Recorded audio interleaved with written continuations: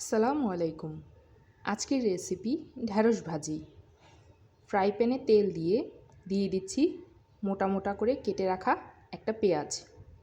পেঁয়াজটা হালকা ভাজা হলে দিয়ে দিচ্ছি পরিমাণ মতো লবণ, স্বাদ অনুযায়ী মরিচের গুঁড়া এবং হলুদের গুঁড়া।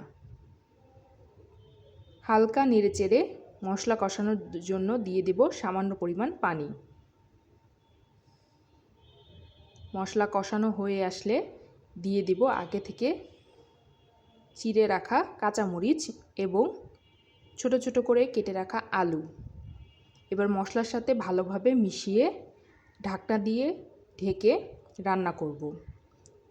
আলু গলে গিয়েছে, এ পর্যায়ে দিয়ে দিচ্ছি ঢ্যাঁড়স।